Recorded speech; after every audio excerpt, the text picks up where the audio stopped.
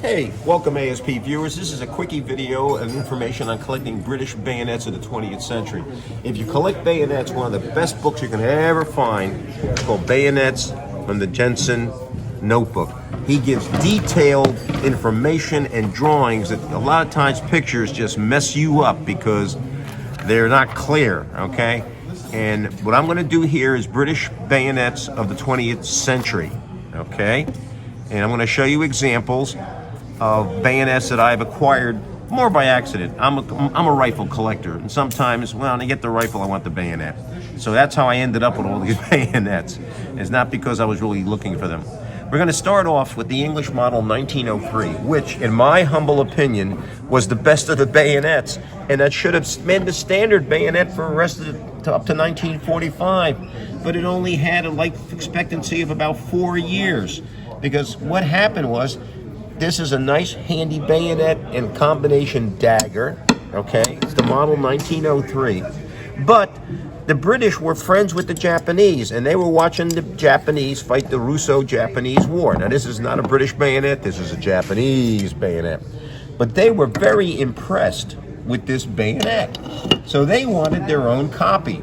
And they then went to what's called the model 1907. And the original 1907 also had a quillion. Came across.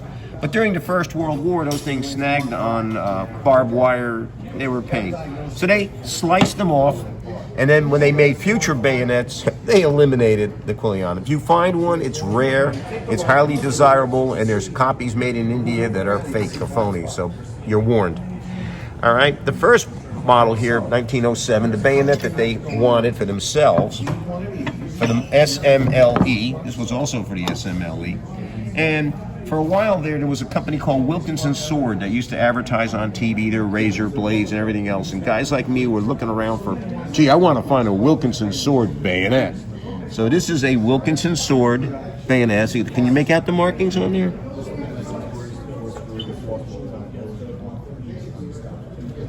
This is Lithgow? Oh, this is Lithgow. My mistake. This is a Australian. Okay, sorry. I'll find the Wilkinson. Now this one here is a Wilkinson that was made for the Royal, yeah, there it is. There's the markings. All right. Now this particular one has markings on the pommel for the Royal Air Force. Okay. So that's nice bit of information there. Royal Air Force. All right. Next one I have here is Parkerized. Okay, just the markings, you can't tell the markings, okay? Now, when they're Parkerized like this, they are usually Australian. The Australians were big on black Parkerization. So my guess is this one either was made in Australia or for the Australians. All right. Now, the next one is an Australian, I think. I should say Lithgow. Let's see if we can find out that this is the Wilkinson Sword, maybe. So you can make out any markings there.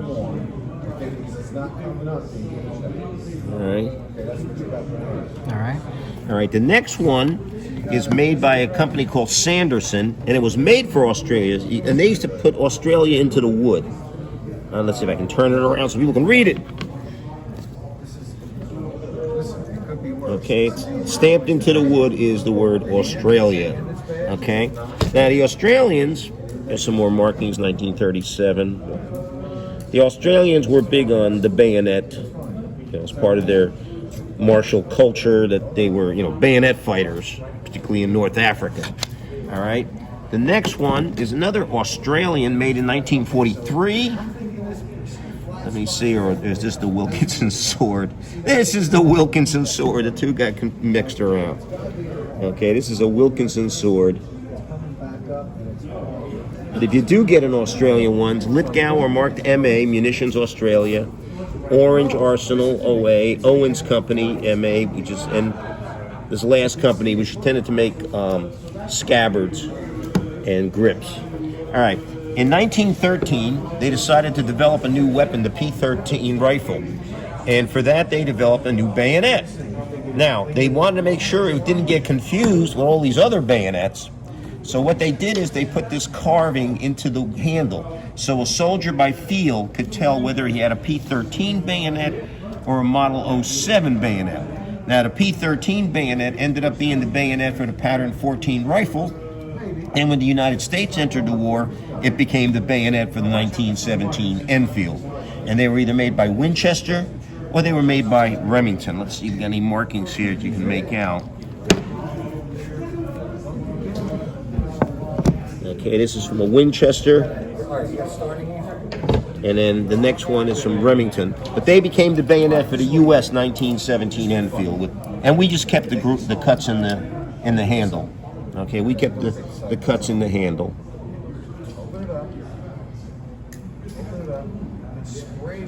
And it's the modern pattern 13. All right. Okay, now in India, during the Second World War, that long bayonet was a pain in the butt, I'm sure, in the jungles and so forth. So they developed their own short bayonet. And the two major manufacturers, NWR stands for Northwest Railway Company. Okay, NWR. And the other one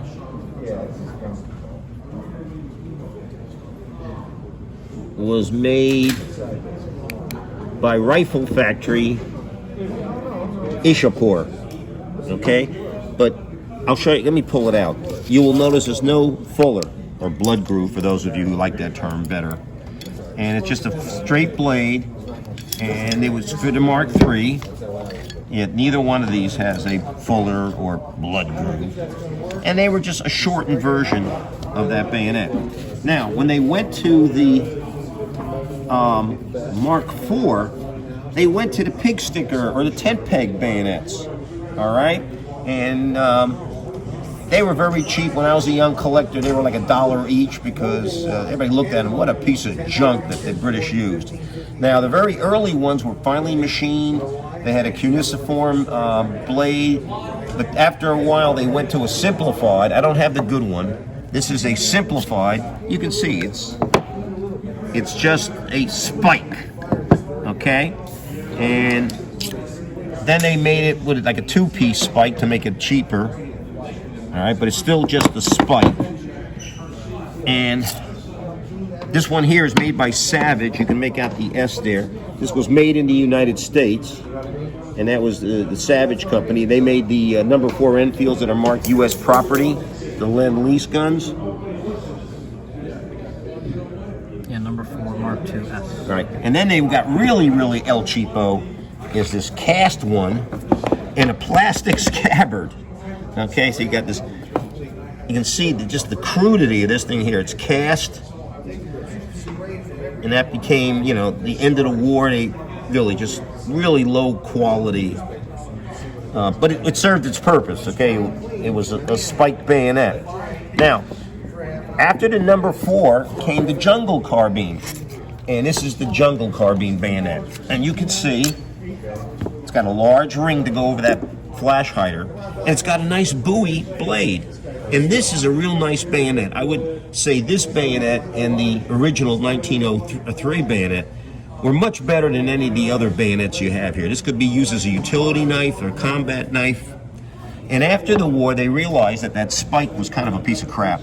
So they came out with what's called a number 7 Mark I. And you have to rotate this. Now it's going to give me a hard time. Oh, let me see. Got to push the, yeah. And then it rotates, and you can put it on a Mark V Sten gun, or you can put it on a number 4, and it gives you the blade of the jungle carbine. So this rotates. Yeah, this rotates, and most of them have a reddish plastic handle. This one here has the black handle, but most of the time it's a reddish handle, and that's the number 7 Mark I. Okay.